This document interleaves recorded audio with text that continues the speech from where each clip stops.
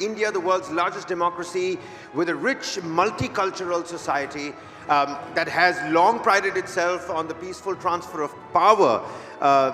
Now, it is one of the fastest growing economies and with a consequential global footprint, but despite significant economic growth, India's narrative often gets lost on the global stage. How do we reclaim that very narrative? And why does the global perspective diverge from India? Today, we are set to discuss how India can restore an accurate depiction of its own achievements and why conflicting political opinions are seen as divisive rather than an indication of a healthy democracy, and question how majority view are sometimes misconstrued as majoritarianism. Let's set the record straight, ladies and gentlemen. Joining us for setting the record straight, may I please call upon stage, ladies and gentlemen. Give it up for Salvator Babones, sociologist and author, associate professor at the University of Sydney. Also joining him would be Vikram Sampath, historian and author. And give it up, ladies and gentlemen, for Salman Khurshid, former Minister of External Affairs of India. Thank you, sir. Milee Aishwarya, senior VP and publisher, Penguin Random House India, is also going to be gracing us for this very event. And lastly, requesting TV9 Network's Kartikeya Sharma to please take over the proceedings of the floor.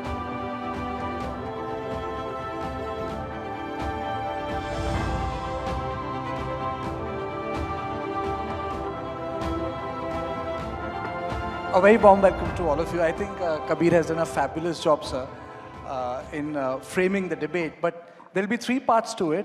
I know there's a paucity of time, but I'll quickly take you through it. The first part will deal with the contours of imagining Indian developments. For example, the Kashmir story in the Western narrative after revocation of Article 370 became a story of suppression, rights issues. It was never seen from the perspective of, say, empowerment or integration. The second part would be a lot of newspapers, journals, countries blamed India for being neutral, not India first. When we said it's strategic autonomy, Europe's war is not India's war. The third part would be on COVID, Ayodhya. But I would like to start this conversation with former External Affairs Minister, former Law Minister, Salman Khurshid. So how do we wrest back the Indian narrative?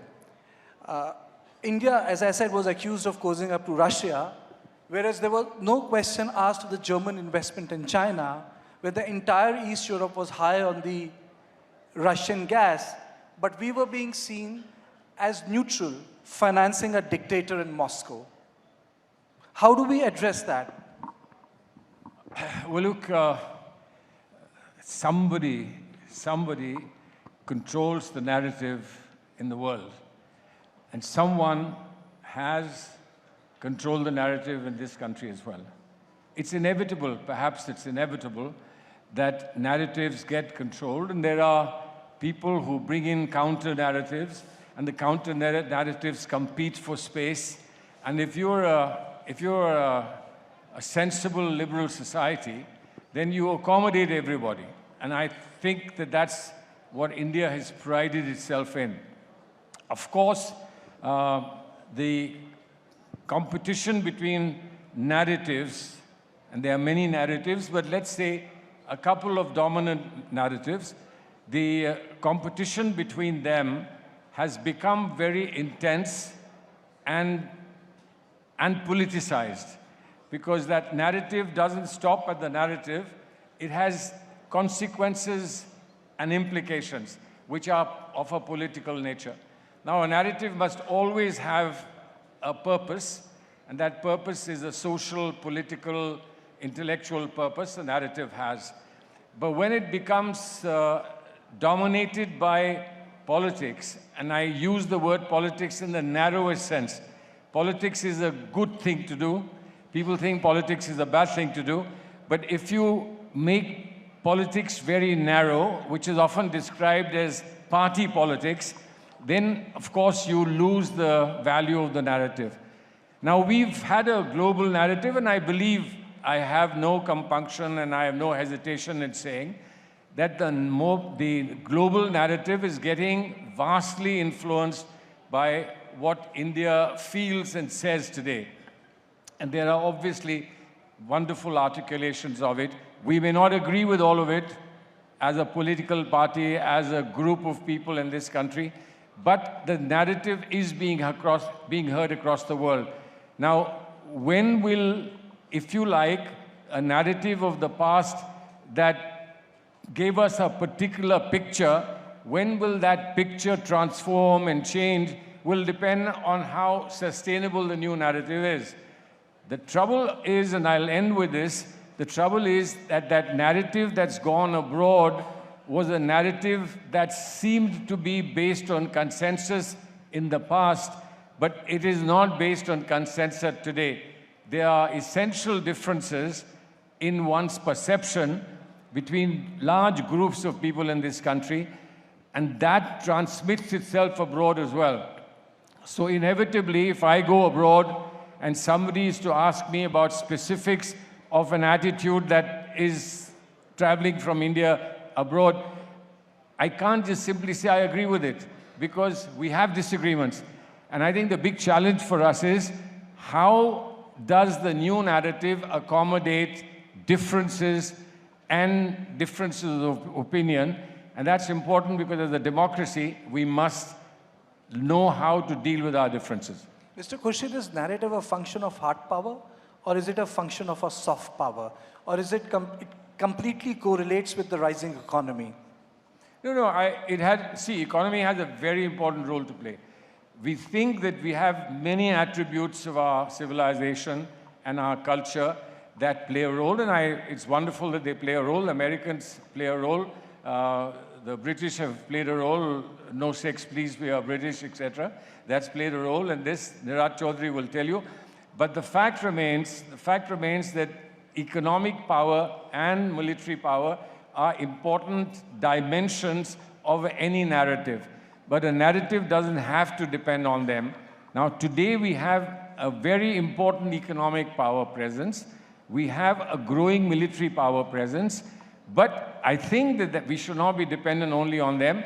We should reach out to what you might call soft narrative or soft power perceptions or projections, etc. But essentially, what do we do with, if we disagree intensely at home, what do we do with it abroad? Can we agree to disagree so that at least abroad we can agree on everything or seemingly agree on everything? Are big questions that the top leaders in this country, both in terms of intellect and in terms of political power, have to decide. Okay, I understand. And I think in 1990s, if I remember it correctly, there was a delegation which was led by Atal Bihari Vajpayee, and you were steering it when Narasimha Rao was the Prime Minister. But it brings me to another very important aspect which you raised. Vikram, do you think that there is an internal displacement, as Mr. Khurshid was talking about, a shift of the Nehruvian consensus in last 10 years of Modi's tenure? A parallel, alternative, or a competing narrative?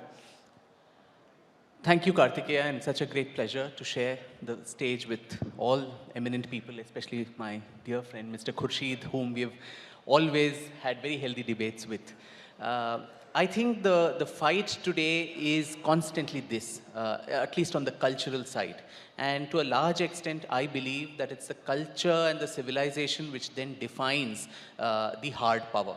First, you need to have that sense of rootedness to your identity, to where you come from, your civilization, and then you go external and you're able to conquer newer vistas. So there, I think, as you rightly said, there's been this very, very bitter contestation between what is popularly known as the Nehruvian consensus to what is happening today.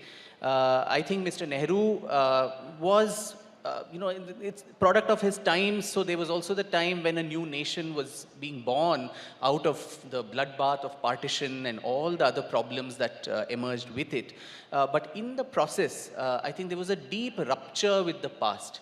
He was willing, I think, to make a new India that had at best, a very tenuous relationship with the past, where the past was great to be seen as a fossilized museum piece, but never as a living tradition in most cases. I think the flashpoint, and if we discuss that in the context of what happened in Ayodhya last month, is the flashpoint of Somnath, where I think, in my view, Nehru would have been very happy to have given up the temple to ASI to have it renovated as a museum piece rather than as a living tradition. And he had this constant feud with the then president, Dr. Rajendra Prasad or K.M. Munshi, saying, I'm very, very worried about Hindu revivalism. And what it would do to my image of my government, both inside India and outside India. So this preponderance and this predilection with, your secular credentials, so to say, almost meant that the largest community in the country had to tone down its appearance. Every other community in the country had the right to, wear its identity on its sleeve. But somehow, if a Hindu even mentioned it with a little more, assertion, was seen as a communal and a bigoted kind of an expression. Now, when we talk of identity, the basic moorings and the underpinnings, whether we like it or not, is not necessarily in the theological and in the religious sense, but in the cultural sense, our identity certainly has a lot of predominance of Hindu, culture. So to distance that and make that rupture from the past, I think that is where all the schisms come. And today, while we are forging ahead on all the other fronts, whether it's economy or in the military front, the social schisms and the social trouble we are seeing are all battles of the past, where history becomes such a live battlefield. We are constantly thinking of renaming cities, renaming towns. We've not made, peace with our past. There's been subterfuge, there's been whitewashing, the past. And as a result, these conflicts keep coming, and that in turn defines what I think the narrative becomes. And look at the way, we've also called ourselves a secular nation, but we are the only country where only the majority community, the Hindu community, is not allowed to own its own temples, its own places of worship. We can't have run our own educational institutions. If secularism means separation of church and state, the state or the government has no business running temples. I come from Karnataka, where in the recent budget, you had 300 crores for the Waqf properties, you had 200 crores for Christian institutions, and a 10% tax on Hindu temples, having a revenue of more than 1 crore. You can have non-Hindus on the board of trustees of Hindu temples. Will the converse also happen, where a Hindu or a Christian can be on the board of the Jama Masjid and so on? So I think there have been lots of such anomalies when it comes to our understanding, or this warped understanding of secularism, and that too has been a product of the Nehruvian era. And I use Nehruvian as a euphemism and not as a personal, attack on Mr. Nehru or his policy, but it's been a continued policy which has influenced our internal dynamics, our academia, our media, the way we look at history, the way we look at, culture, all of that. And there is a rupture where, as Mr. Khurshid rightly said, there has to be a counter, narrative. And so far, that counter narrative has been quite ruthlessly suppressed. There has been no power for that to express itself. Whether it's in academics, whether it's in media, people have paid a very heavy price, for forcefully putting forth their viewpoint. Now, to use Nehru's own terms, the soul of a nation long suppressed is finally finding utterance. And so this fight between India and Bharat, where does the soul of this nation rest? Are they the same? Are they different? Is it India that is Bharat, which means Bharat was the original entity and India was another version of that? All these contestations, and I think they are very healthy contestations, are finally happening, which was not happening so far in the last 70 years. Okay, very well put. Salvador, my question to you is that India has a colonial past. We have inherited colonial histories. We have inherited colonial methods of reading and writing, which is like, not my words, in the words of Michel Foucault, an archaeology of privileged knowledge, then you have less privileged knowledge, then you have the subaltern knowledge, the layers of knowledge. So how do we wrest back our story from colonial writing, from colonial framing of Bharat, Bharatvash, India, in which she was exotic, she timeless, changeless, where the real India lived in villages, not in cities? You don't have to take it back. Look, the debate over the nature of India is not a debate between Bharatis and colonists. It's a debate among Indians, and it's one for Indians to work out for themselves. It's true that this identity debate has become a fault line in Indian politics, but that's not particularly distinctive. It's a fault line in American politics. Talk to some Americans, and American is a slave country based on institutional racism, and their opponents are white supremacists. My own president, Joe Biden, literally said last year that elections in Republican states would be no better than elections in the totalitarian regimes of the 20th century. And then he said, and I mean that literally. Of course, his opponent, Donald Trump, says that elections in Democratic-controlled states are completely meaningless because of ballot box stuffing and fake votes. Yet, in America, we have these debates, and no one questions American democracy. In Australia, we have these debates over the nature of the Australian nation, but there's no question about Australian democracy. In New Zealand, there's a huge debate about settler colonialism versus Maori conceptions of the nation. And there are no questions about Maori or about a New Zealand democracy. I hope we can lay to rest these questions about Indian democracy, because these are Indian questions. It's not a matter of colonialism, it's a matter of today. Okay. Milee, what tools are required to tell the India story? More Indian writers writing about India, or more writers in India writing in the Indian/Bharatiya idiom? Well, you spoke about soft power. And of course, you know, for a developed nation and for a nation, any nation to be taken seriously in the international arena, it has to be strong military and economy and other things. But of course, soft power, the power of words, literature, and most, actually interestingly, political parties or ideologies have, you know, come about from books and thought and words written by other people. So I think books do play a very important role. In Penguin, we like to publish everything that, you know, as a team we believe in. So I have two writers here, both Vikram and Salman Sahab, and we publish their books. And that is just one form, I think, but it has a very wide reach, like I was saying earlier. So in a country as diverse as India, you know, and different states, languages, these days, even publishing and books in regional languages are very important to have caught on. So I think it does play a huge role. It has an impact. And it is another tool. Audiobooks, e-books in terms of publishing are also catching on, and other forms of, you know, writers to write and express themselves. So it's very important in democracy, I feel. You might agree, you might disagree, but everyone should have the freedom to express themselves, have opinions. You can debate and disagree, but you should be able to express yourself freely. But I'm sure that there is a difference between multiplicity of opinions and a narrative. Like, for example, the American narrative. As a child, when I grew up in 80s, the films I saw, like The Platoon, I thought that Americans were the victims, you know, not the Vietnamese forces. So, you know, it's about building that narrative. Or the American films in South America, you know, I thought Americans were doing the good, you know, they're the good guys, going against the drugs. But I did not realize that they're breaking the state because the ruler didn't suit them. Quickly, I'll go through 4 questions because I'm falling short of time, and this is for you, Vikram. You know, when we talk about Bharatiya idiom, Jaishankar has recently spoken about it. He says that, you know, we'll talk about Waterloo, Pearl Harbor, Pyrrhic victory, but we will not talk about Awadh syndrome, Panipat movement, Lochit Boruphukan turn of events, or Somnath sacking. I mean, to say, there is an India context to the way you imagine history.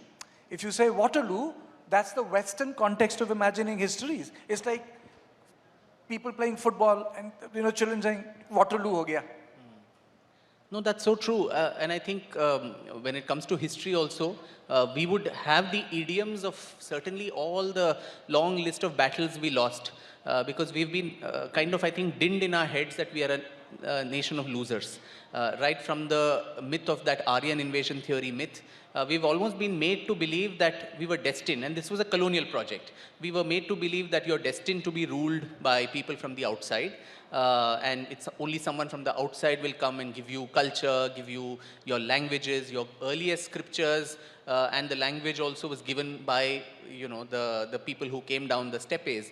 All these myths that were circulated by the colonial project to say that we, the British, are only a software update, so to say, we're just version 2.0, and we always believed in the karma theory. Okay, it's our destiny to be ruled by others, so let's quietly accept this. And I think this was perpetuated. Sadly, what the British did, they did. But post-independence, I think we had a golden opportunity to correct that and create that grand India narrative. You spoke of the America's narrative. You have the American exceptionalism, or even China, which talks of a civilizational narrative as a closest neighbor when it comes to civilization that way. We did not develop that. We continued to probably add a little more layers where we look at ourselves and our past with a sense of apologia, almost looking at ourselves with a sense of inferiority complex, only harping on the negatives all the time. Every society has positives and negatives, but we would only talk about the negatives. We would not talk about Lachit Borphukan. The Battle of Saraighat will not strike a bell. The Battle of Kolachal, where Martandavarma defeated the Dutch East India Company, or Rani Abbakka, who defeated the Portuguese, or Rani Naiki Devi, who defeated Muhammad Ghori in the Battle of Kasarhada. Those will not strike a bell in the minds of any young Indian, whereas all of us would know about the Arab invasion and Muhammad bin Qasim, the battles of Panipat, the Anglo-Mysore, Anglo-Maratha, Anglo-Sikh, every war where we lost as a civilization. So I think that is and this is the soft part, the operating system. If that is faulty, then your hardware, how much ever good, I don't know how far it can go and for how long. Salvator, the human rights, it's a stick to beat various states. Americans get away by breaking Syria, and you have and they'll say there's a freedom movement there. They've broken Iraq. They have interventions everywhere in Northern Africa. But rights issue gets weaponized against India. You have an issue, and it becomes a human rights problem. What's the way out? How do we set our record straight there? It's a problem for India because people know very little about India. I mentioned all those complaints about the United States, yet all of you have an independent viewpoint about the United States that does not depend on all the things you hear in the media.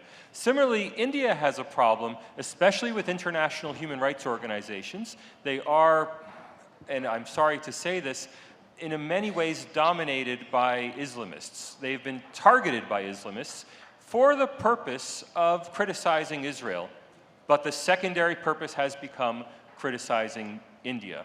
Now, I want to be clear, I'm using the word Islamists, not the word Muslims, right? Those same human rights organizations do good work criticizing human rights in Muslim-majority countries. They do very good work. But when it comes to Israel or India, there's a special disapprobation that's involved. Now, that wouldn't matter. It wouldn't matter at all if people in the rest of the world felt they had a strong understanding of India. The problem is the rest of the world doesn't know India. And until it does, these kinds of misrepresentations will dominate the discourse.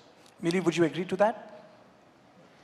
Well, in terms of writing, publication, when the books come out? Well, I think you see a narrative, the different narratives being created, and social media, I think, has a very important role because people are on their phones all the time, and you see there's deep fake, right? There are fake videos, there is a certain narrative being created. And I think for a country like India, which is going through a churn, a lot of younger people, there will be changes, there is a transformation happening, and some of which other countries might like and might not like. So I think there is a bit of that. You can address the issue suo motu, but I have a question for you, sir. As the foreign minister, in last 2.5 years, during your tenure, the issue of Panun and Nijar, which we have witnessed, our terrorist becomes the freedom fighter there. We have tried our best to convince that they should not be hosted in Americas, or they should not be given that space and name of dissent to say in Australia, to deface Indian high commissions. As an external affairs minister, how big was this challenge? Because it's really about the narrative, the India narrative, to treat Panun or Nijjar as just individuals and not those who are fomenting violence in this country. All right, 2 quick points. One is only a point of perspective. I've agreed that there has to be a narrative versus narrative in a democracy. And there will be a large number of reasons why at a given time one narrative will prevail over another narrative. The point really is that in a democracy, you don't, and if they have an objection, I think that objection should be scrutinized and looked at carefully when you're assessing narratives. But I don't think that one narrative in a democracy has a right to exclude another narrative entirely. That's one backdrop point. The other backdrop point is, and I think this is not something that you would resolve here now, is the Indian nation. The Indian nation is not just the ancient Indian nation. You can't just write off the period which is called the medieval period or the Mughal period. You can't write off and say that was an aberration and those guys are not supposed to be here. The United States of America had blacks because blacks were brought into America. And they have South Asians because South Asians were allowed into the United States. And today they have a vice president who is a South Asian, right? I can't see easily someone becoming an MP coming from the United States of America becoming an MP. But that's because the local conditions don't allow it. If we aspire to something of that nature, we can work on it. That's not a problem.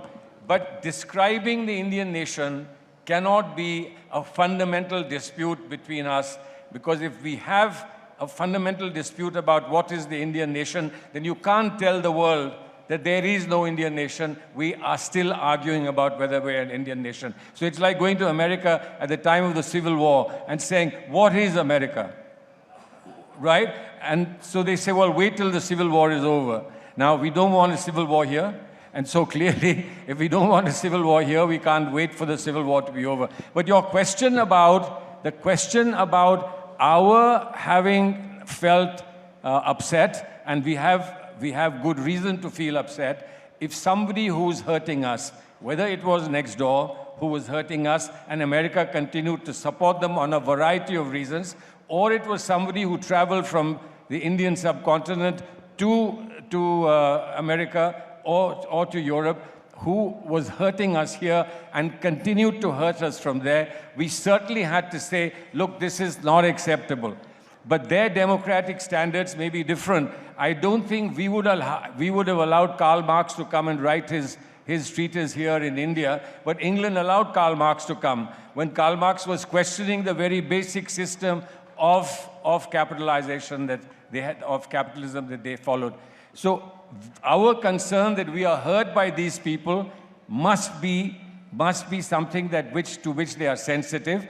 And the element of what they can do to contain those people, in many cases, they've agreed with us and sent people back. In many states, in many cases, people wanted to come back, Khalistanis who wanted to come back, and we kept objecting that they shouldn't come back. Finally, we made peace with many of the Khalistanis and we let them come back. So these are things that they don't have a straitjacket for.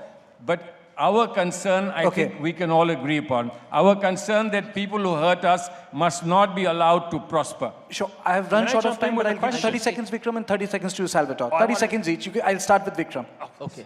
No, I completely agree with Mr. Khurshid on the first part, where, in Karnataka, when there was a BJP government, there were claims that, you should remove the chapters on Tipu Sultan and all that. That is a foolish attempt. And to take something away from your history books just because you don't like somebody or something, that is extremely foolish. I think what is the problem is, do you valorize, invaders and barbarians? Now, our greatest universities, Takshila, Nalanda, Vikramshila, all of them being burnt, the Princetons and Harvards and Stanfords of this country, Bakhtiyar Khilji goes and ransacks Nalanda, and the manuscripts they said to have burnt for 6 months.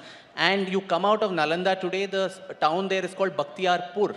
Now, which other country in this whole world will actually valorize and make a hero of someone who ransacked your best university? Now, that is the problem. Don't delete anything. The good, bad, and the ugly needs to be known, but don't valorize these people for contemporary politics and appeasement and all these other things. Salvador, 30 seconds. India has a 10,000-year history, and obviously it must engage with that entire history. But I'm very curious, sir, what was your experience in working with international human rights organizations when you were in office? Well, we thought that they were, at times, they were unreasonable. At times, they were unwilling to understand what we were saying, and they didn't understand, sadly, they didn't understand till 9/11 happened. Yes. After 9/11, Yes. they began to understand. So when it first hurt them, when they first heard them, they understood that we were being hurt a long time. But the point is, will this be repeated? Will we hurt somebody and won't then show remorse till such time as somebody hurts us? I think this business of hurting each other, both here within the country and outside the country, must stop. Okay. There is something happening today in Gaza. There's something happening in Gaza that I think is immensely shameful for all humanity. But that's not to say that we are against Israel. Right? What happened to Israel was terrible. It was terrible what happened to Israel. But how far can Israel go? Okay. How far can it go is a big question. Okay. I think we had a very fruitful discussion without letting it turn into another civil war. But I think we have set the record straight on most of the issues. And I think the bottom line here is, in many areas, India has tried to set the record straight. And in many areas, India has set the record straight. Thank you, all of you. Thank you, all of you. We've just agreed to disagree. I think that's fine. I think that's fine with All you. right, ladies and Thank you all. gentlemen, But let me just be very clear about one thing. There is scope for discourse and dialogue, and for people like Vikram Sampath to be upfront will make that dialogue possible. There are many people I could name who would not allow the dialogue All to right, happen. I think Thank you that so much. deserves Thank a you. round of applause.